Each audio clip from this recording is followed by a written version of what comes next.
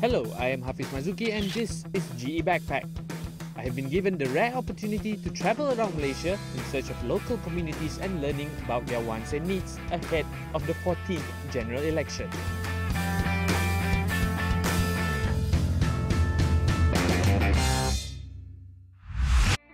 After going around in the Peninsular Malaysia, it is now time for me to visit the land of the Hornbills, Sarawak.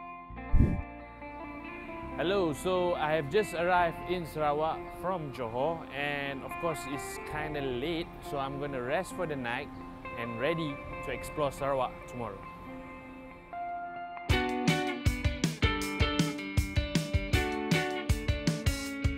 Good morning, I am well rested and ready to explore Sarawak, but before that I'm going to go around the city, see a few places, see how much has it changed over the past year.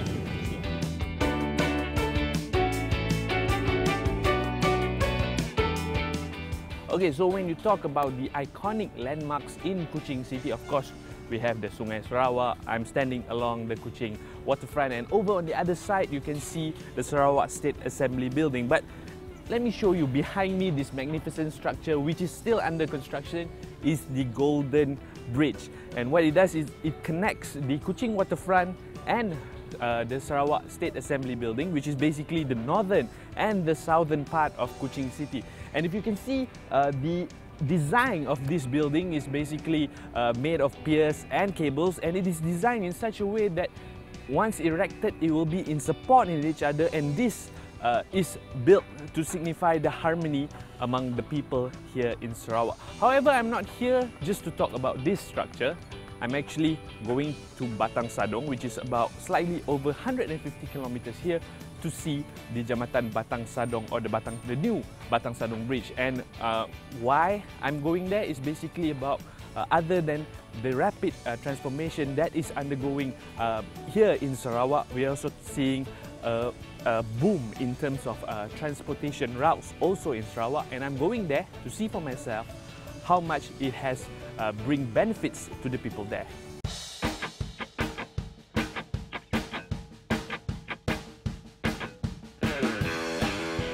Okay, so right now I'm in the queue in the Kota Samarahan Jetty. We are heading over to Asajaya, which is over to the other side, and the travelling time is about slightly less under 10 minutes, and it took me about slightly over 30 minutes to drive from Kuching to here.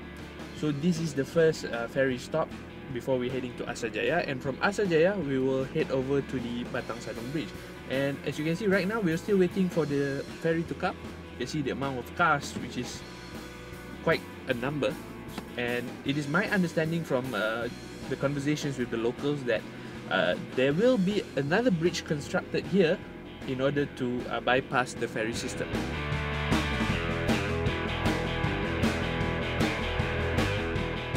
Okay, it is my understanding that the Samarahan Bridge is going to be completed sometime in 2018, and it will replace the current ferry service.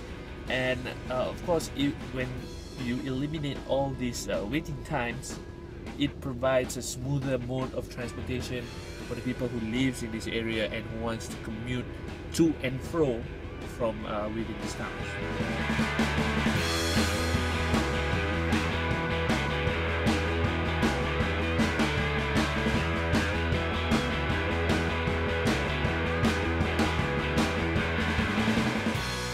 I'm very close to the Batang Sadong Bridge, but I'm making a short stop here at the old ferry of Sebuyau, where, as you can see right now,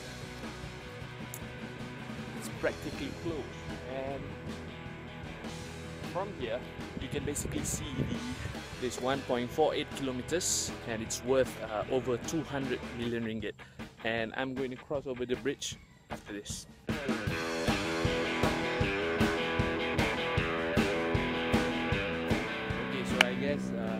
I'm done seeing from here. Let's cross over the bridge.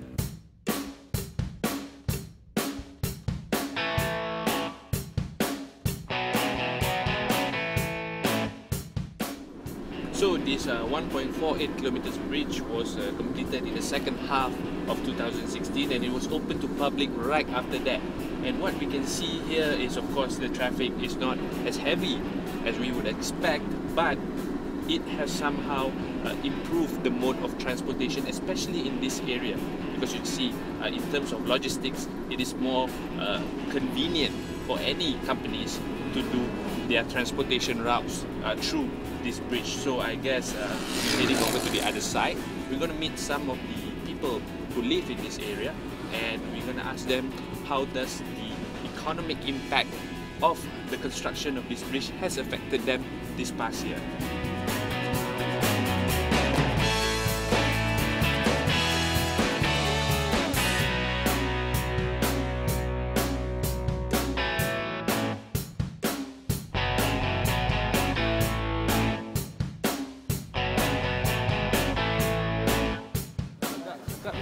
Duduk di Simunjan ke? Ya, orang lokal, motor pantai. Nak tanya sikit sejak macam Jambatan Batang Sadong tu dibina kan?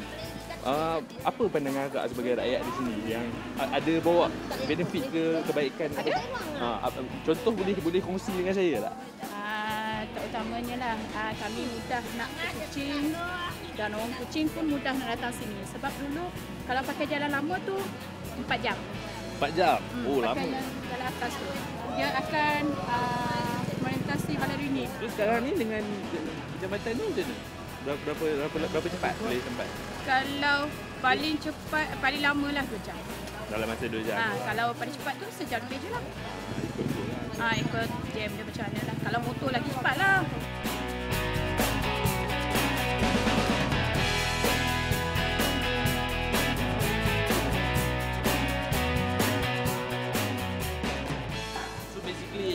Who I talked with just now are locals in Simunjan. They've been here all their life. They've stayed in this particular village, and they shared with me basically how much the new Batang Sadong Bridge has bring benefits to them. Because you see, some of them actually go back and forth between here and Kuching as frequent as once a week.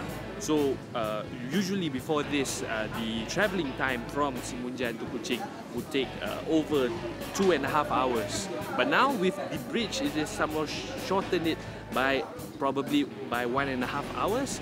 So within 1 hour to 90 minutes, one could get from Simunjan to Kuching with the new bridge.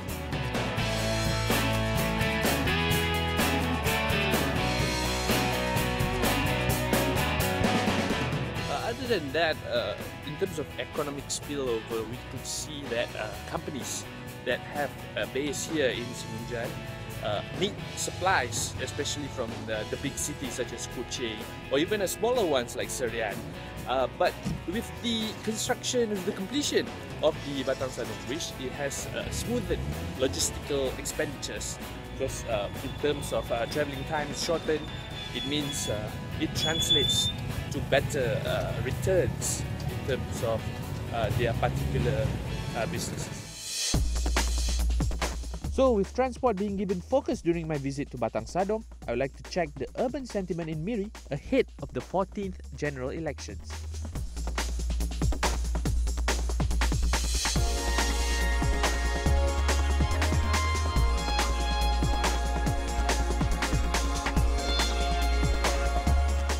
Okay, so here in Miri, what I noticed so far, as with other urban centres across Malaysia, Miri is as well developed and as modern as any of the major cities across Malaysia, because we see here we can have major shopping malls, exclusive hotels, as well as UTCs. And one of the most interesting aspects of Miri is, if you look at the 13th general election, Miri, the parliamentary seat, is won by a member of the opposition. And if you look back at the most recent state election, which is the 11th Sarawak state election back in 2016, out of the 3 state seats within Miri, Snadin, Pujut as well as Piasau, 2 of them were won by Barisan Nasional. And this goes to show an interesting dynamic in the political contestation in Miri. And I'm here to find out what gives, what adds to the dynamic of political contestation here in Miri. And for that, I have to meet some of the locals. So follow me.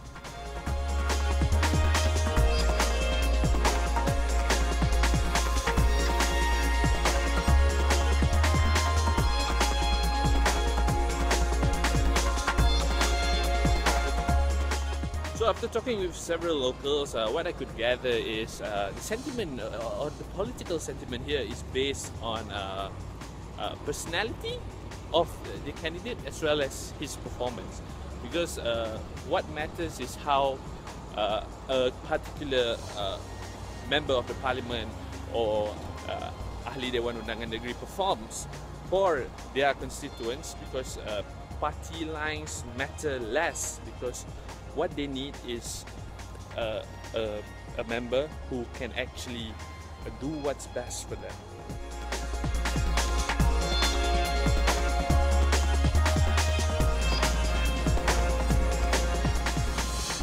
So I guess even the taxi drivers here in Miri are facing the same troubles as taxi drivers all over Malaysia.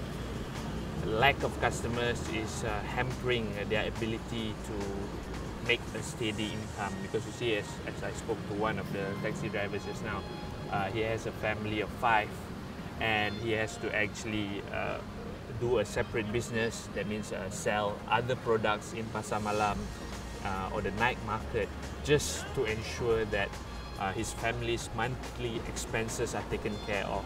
And with the rise of technology such as Uber app and all those Grab car and apps like them, it creates another sort of challenge for these taxi drivers just to make an income.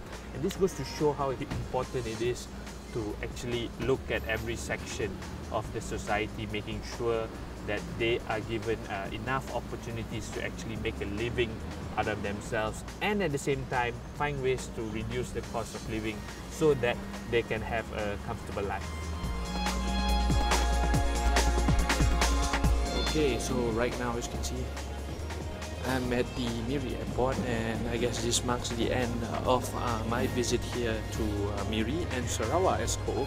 So basically, what I conclude from my trip here is there are a number of factors that affects voter patterns, and because we can't assume it's a one-size-fits-all mentality, because each place has different needs and different society living in them.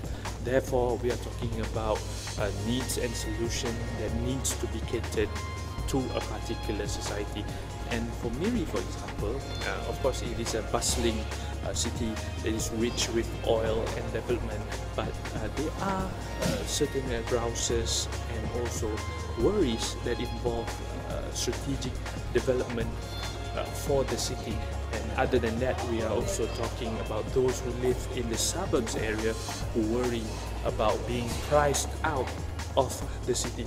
So therefore, there are a number of issues, and all this needs to be given attention to by whoever is being placed here to contest in the 14th general election, because as you can clearly see, party lines matter very little here in Miri, because we are talking not just about who can do their work best, but it is a matter of who can offer the best solution for the constituents. So I guess my plane is actually boarding right now. I'm going ahead to Sabah, which is the final state in my journey across Malaysia. So I'll see you again. Bye bye.